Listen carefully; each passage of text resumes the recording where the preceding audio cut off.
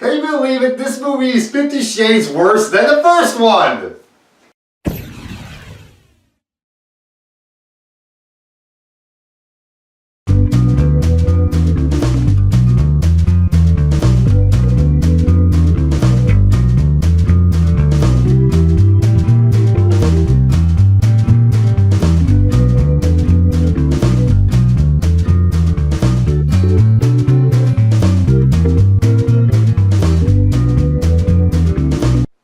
50 Shades Darker, directed by James Foley, starring Dakota Johnson and Jamie Dornan. This is the sequel to 50 Shades Grey, the terrible romance movie that came out a couple of years ago, I think, or last year.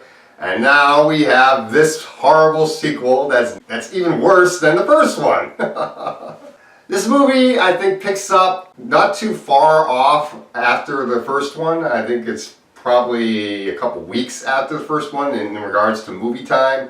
In this movie, Anastasia Steele just broke up from her relationship with Christian Grey. So she meets up with Christian Grey again and he wants her back. She ends up getting back with him. You know, he's very controlling and he's got all these rules and everything. And he's very dominant and everything, but she decides to go back with him and we have our stupid romance movie that's not even romantic at all. And not very sexy.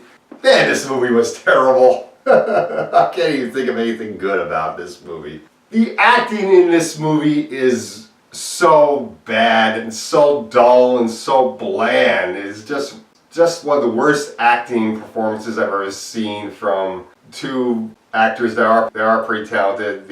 There's no chemistry between these two really at all. The sex scenes are not that sexy.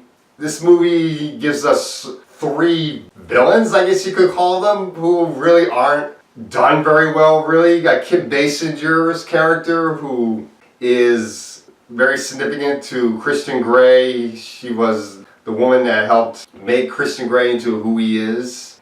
And I didn't really like her character at all. And then you have Eric Johnson's character. He is Anastasia Steele's new boss who wants to date Anna, and he tries basically to sexually harass her, and the whole conflict with him is taken care of pretty quickly, so there really wasn't much to him either. And then you have Bella Heathcote playing a ex-girlfriend of Christian Grey's, one of Christian Grey's ex-submissives. And with her, the whole conflict with her was done very quickly, and there really wasn't much to it, really. There was maybe only one scene where where they tried to create some suspense, but really the whole conflict was done very quickly, and I don't even think I liked the way the conflict was taken care of. I don't want to spoil how it was done, but the whole thing was just done so badly, and this whole movie sucks. Oh man, the dialogue in this movie is so bad.